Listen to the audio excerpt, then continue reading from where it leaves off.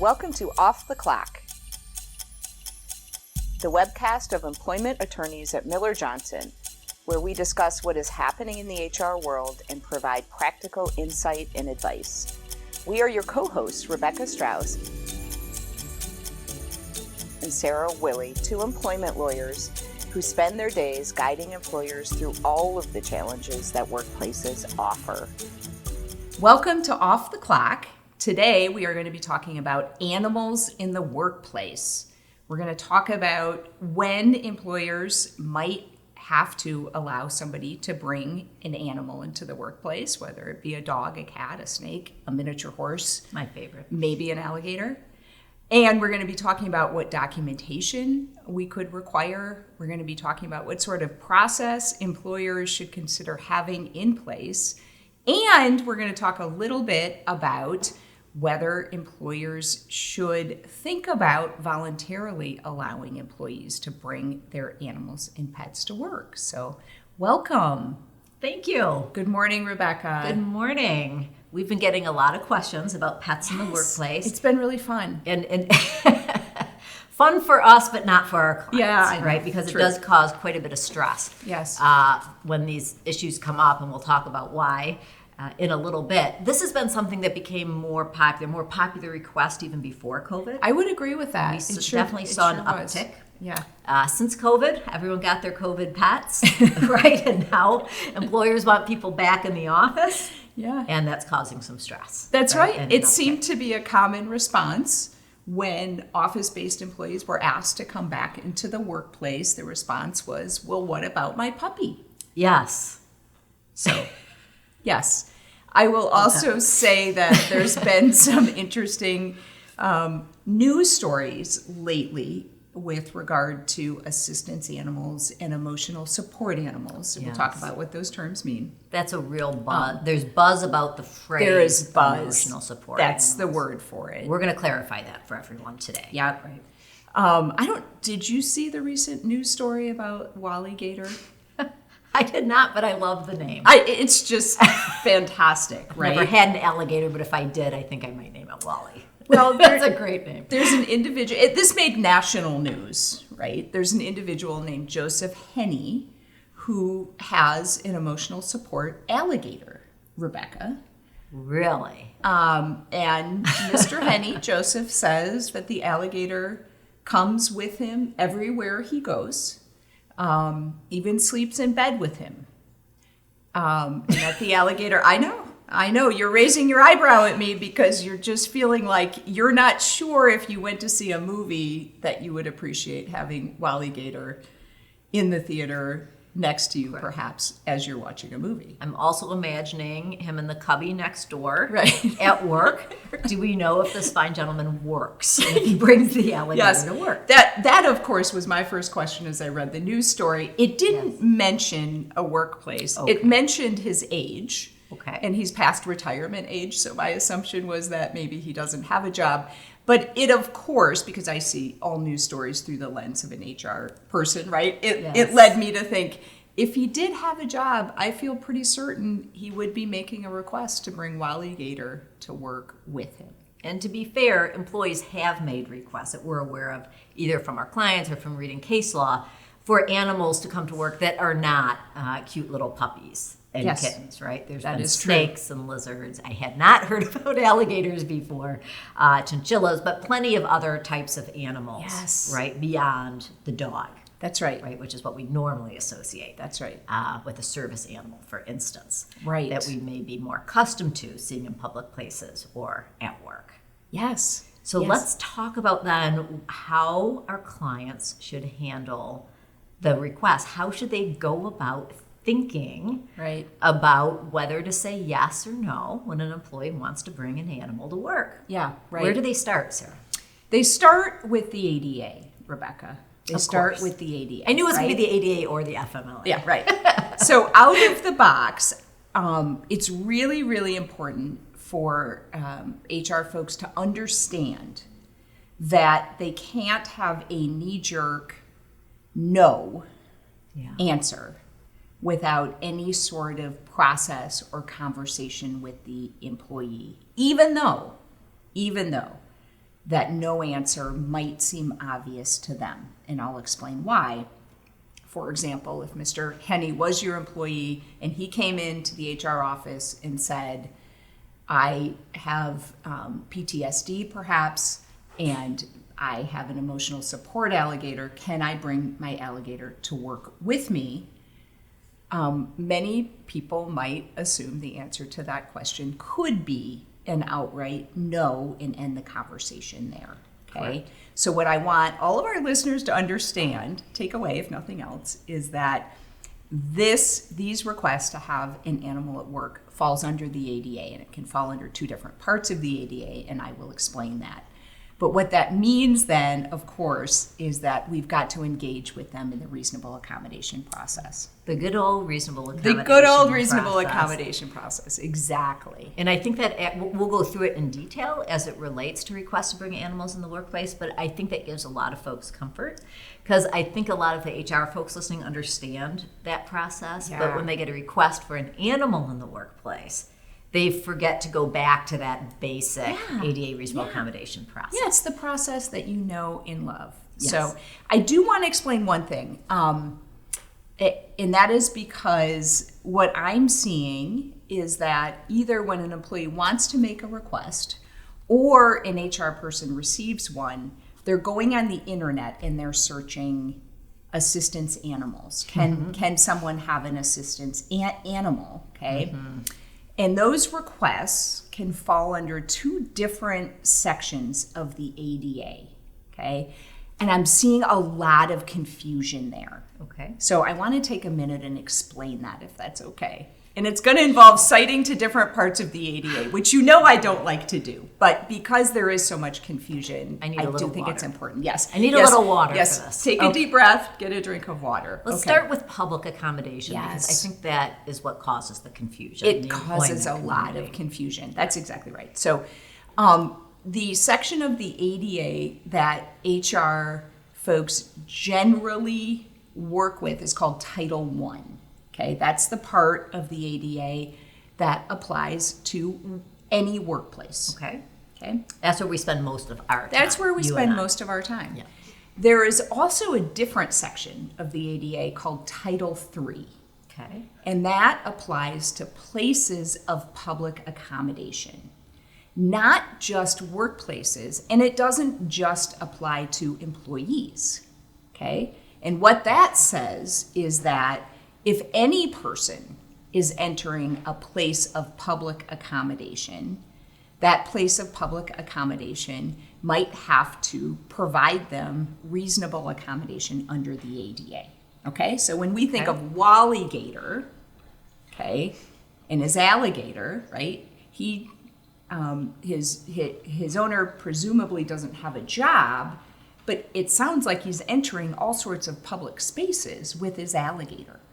And so if that individual wanted to make a request to bring his alligator with him into the movie theater or the museum or on the bus or whatever it is, that would be under Title III of the ADA. And what does that require? What kind of accommodations? Yeah, it's actually quite narrow. Okay. Okay. Under Title III, Joseph Henney would be out of luck because it only allows individuals to bring either dogs, and wait for it, are you ready? I'm ready for my favorite. Or miniature horses into places of public accommodation. I still haven't seen anyone bring a miniature horse. I know. Keep waiting for it. Whenever I read that, I just get such a chuckle because I picture the lobbyist, right? when that part of the ADA was written, the miniature horse lobby obviously had a very, very strong voice in that. And they won. And they won. And they got it in the law. It's probably their biggest victory to date, the miniature horse lobby. Probably their only victory and only battle at all. Yes. And I would just love it if I were to see a miniature horse as a seeing eye horse, for instance. It's got it, for the record, it's got to be less than 100 pounds. So we're talking a very miniature horse. This could be a whole nother episode. We'll set that aside. Horses, are there horses under 100 pounds? Yeah. But anyway, so under Title III, yes, that applies only to dogs or miniature horses. So narrower. It's much narrower. Okay. And it also requires that dog or miniature horse to be specially trained in order to provide that assistance to that individual.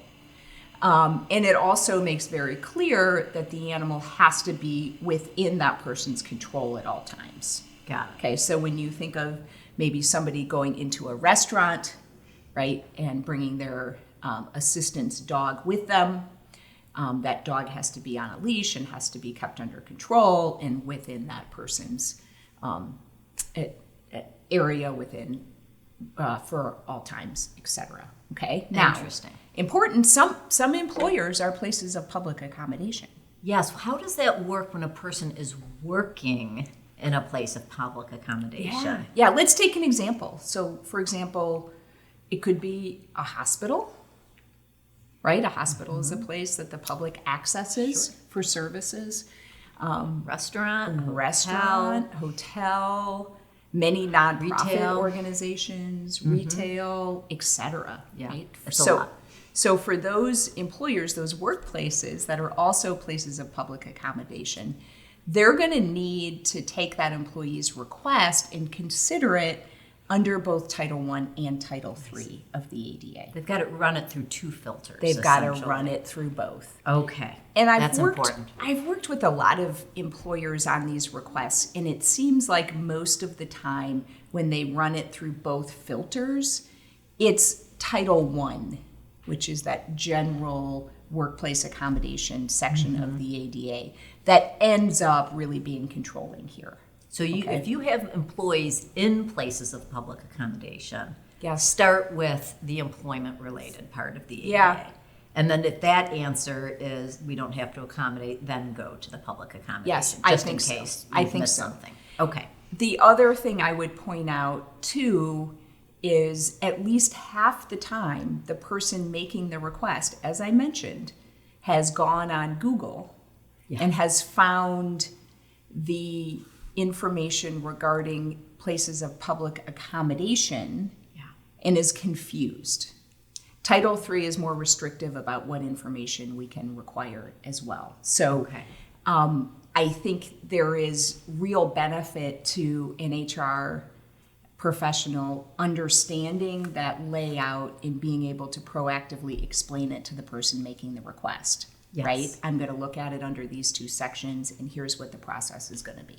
Got it. So this is one area where we really have to be organized in our thought process. Yes. Because first of all, there's a lot out there It's on the internet. As you said, confusing. there's a lot of emotions. Emotions Yes. really run high sometimes. It's confusing. with employees making these requests. Yes. So we Yeah. have to take a step back, think about what applies, the ADA, which part of the ADA is going to apply, and then run it through You the got it. appropriate tests. got Okay, it. let's talk about our employers who are not places of public accommodations, or employers where maybe part of their organization is a public accommodation, but the back office functions, for instance, are not. Right. Right. So where the employee is employed in a place that is not a public accommodation, and they get a request from that employee to bring any sort of animal to work. We start with the ADA reasonable Yes, accommodation that's process. exactly right. Right? Yeah. And what's the first step in that? Make a request. The person has to make a request. Yes. And then we get to determine whether that person has a qualifying disability in the first place. That's right. right? Yes. As well as whether the request is, the requested accommodation is needed in order for that person to perform their essential job functions. Just like Okay. any other accommodation got it. under the ADA. You We'd got be it. asking the same questions. We'd be asking a it. physician, does this person have a qualifying disability?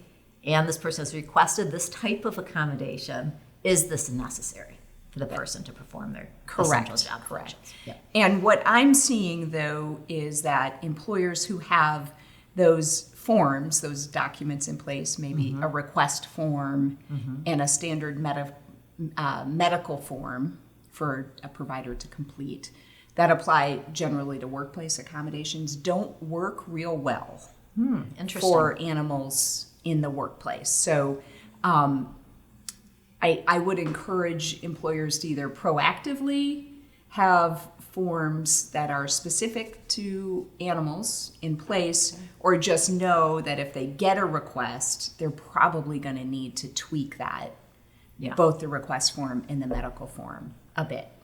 So now let's take it to the next step. Let's just assume we've given them our form specifically for a request to bring an animal to the workplace. The employee returns the form signed by a physician that says this person does have a qualifying disability under the 8A, and this pet is required for the person to be able to perform the essential functions of their job. Yes. What is the next step? The next for step HR? is an evaluation of whether it would be an undue hardship. Okay. Would it be an undue hardship for the employer to allow that animal into the workplace? Okay. And the argument, right, the concerns, I should say, that I hear, any guesses as to what number one concern that I hear back? I'm just going to say it on behalf of everyone listening, because this is always the concern. Right.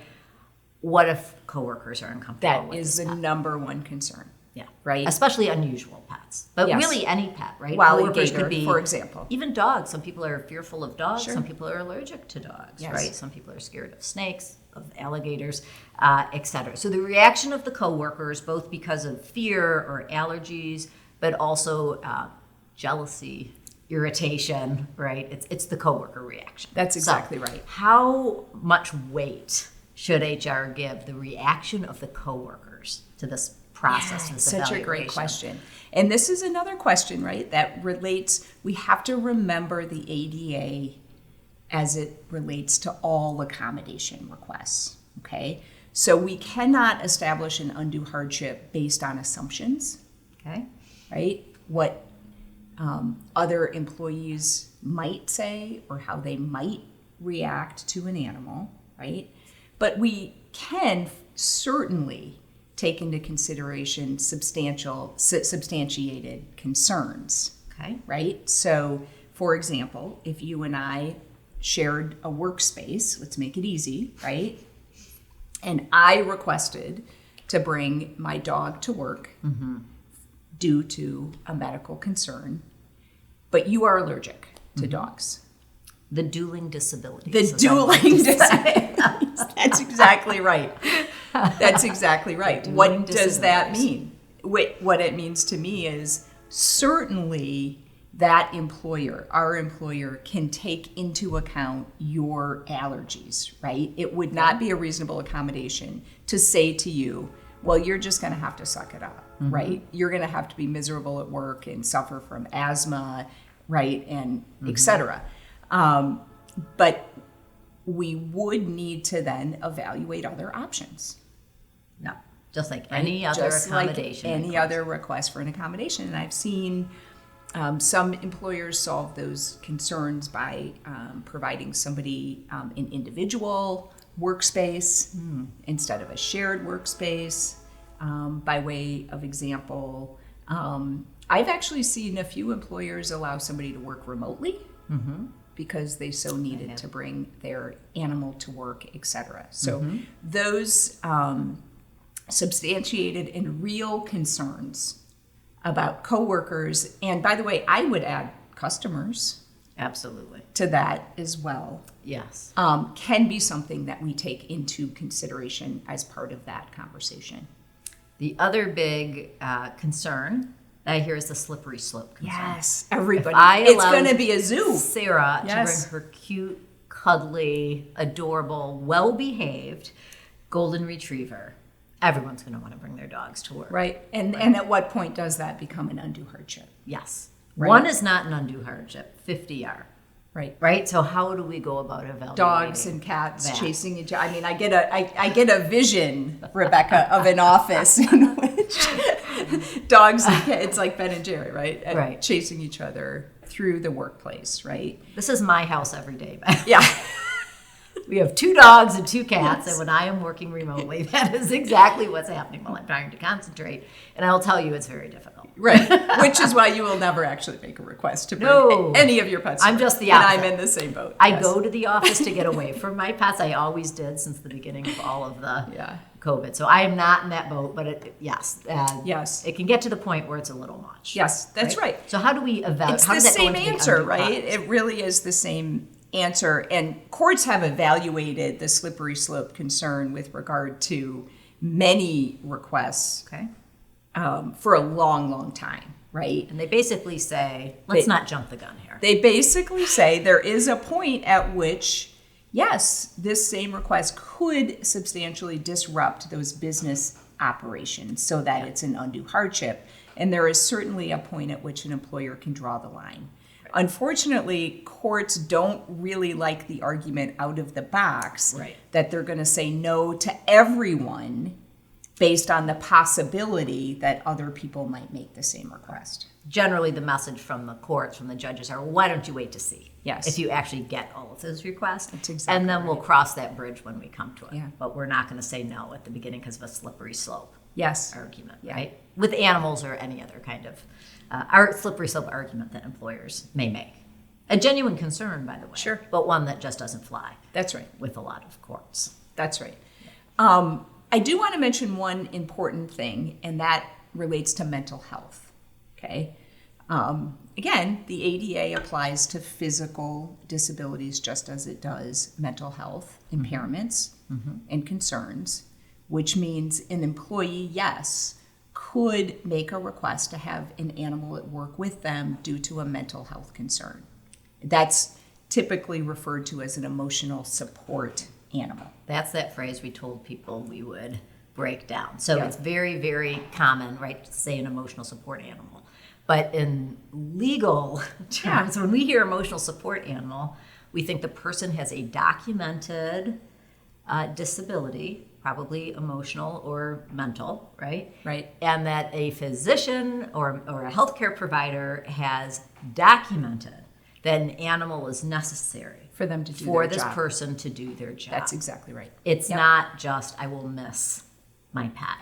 Correct. Right. Or I got a puppy when we were working remotely, and now I don't have somebody to let the dog out when I'm at work, right? Or, I'm going to miss the dog. Or I feel better when I'm with my dog. Right. Right? Can we talk again about the internet? I feel like the internet keeps us in business. It really does.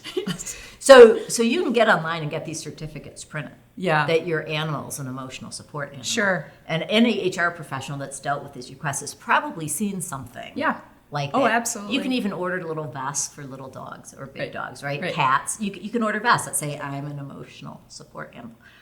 That doesn't carry any weight Under in the this ADA. process. No. Not under Title I, of the ADA. That's correct. Right. Those certificates that anybody can go online and buy, or the vests that can buy. So don't be distracted by that. I do see HR for people will parade into the HR office with the certificate and hand it to them and say, here you go, I'll be bringing my dog to work or my cat to work now here on out, right? And the HR person looks at it and says, well, that looks official. What do I do about it? Right. Don't be distracted by that shiny object, as we like to say, right? Take a deep breath and remember, this really is a request for a reasonable accommodation. And when any employee requests a reasonable accommodation, we don't jump just because they've gone online and printed off something. Right, exactly. Okay, so let's rewind our brains a little bit. Okay, all right. To before COVID, something that was becoming popular, or more popular, I should say, and is now becoming more popular again. And that is the other side of this coin. Yes. We've been assuming that we're talking about employers who generally don't allow animals in the workplace, and when do they have to? Before COVID, I think you and I both saw an uptick in employers wanting pet policies that allow pets unless there's a reason to say no, right? So before it was no unless there's a reason to say yes. Some employers were moving in the direction of yes unless there's a reason to say no. And now after COVID, when some employers are trying to get folks back in the workplace. And competing for new hires in a way that they have not in a long time. This is something that's coming up again, right? Absolutely. You have to give people a reason to want to come in the workplace and to not want to find a fully remote job with your competitor. Right. So we're seeing, again, an uptick in people who want to say yes to pets unless there's a reason to say no. What do you think about those kinds of policies? Yeah. I mean, I will be honest, my gut reaction again is the mental picture of dogs and cats just chasing each other around the workplace, right? And then my next reaction is to say, okay, well, let's just wait a minute and take a deep breath, and maybe there is a way for some businesses to think outside of the box. Maybe have an office pet. Yes. Right. Yep. Yeah. And that's what I have seen. Okay. Sometimes is instead, some businesses have decided, okay, it's going to be way too chaotic for everybody to bring their own animal to work necessarily. Yeah. But we are going to have an office pet, Yes, I love a that. sweet golden retriever, Yeah, right? I love it. The work dog. Yeah. And maybe it belongs to one particular person. Maybe that's part of the HR person's job, is to own the golden retriever at the office. So I've seen a bit of that. And I have also truly seen employers with pet policies. Mm-hmm. Yeah, me too. If there was ever a situation in which to have a good policy in place, this is probably pretty high on the list in order to think through potential concerns and make expectations clear ahead of time. We're not going to go through a point by point what a No. pet policy has to include, but in general, unlike other policies, there's usually a general statement and then a long bullet pointed list of all the reasons why your pet They may can't do not it. be Correct. allowed, or if once allowed, will cease to be Right. allowed, right, if certain behaviors are presented. So that you can probably use your imaginations at that point, but that's the general idea behind a That's right. pet policy. That's right. And making clear that that person obviously still needs to be able to do their job Yes. if they're bringing their pet to work. And that would apply, by the way, whether somebody is bringing an animal to work or wants to because of a disability or under a pet policy that's voluntary, right? The common example is if somebody's working on the production line, right? It's difficult to imagine how they bring their cat to work, right? And how that might work, right? I'm visualizing a cat on a conveyor belt right On a now. conveyor belt. Maybe in a backpack. I don't know. Maybe in one of those baby carriers. Anyway. We have a front cat carrier for our baby kitties. By the way, I might show you a picture if you're really nice to me. We love it. The cats do not. All right. On that note, should we get back to work? Sarah? Yes, great discussion.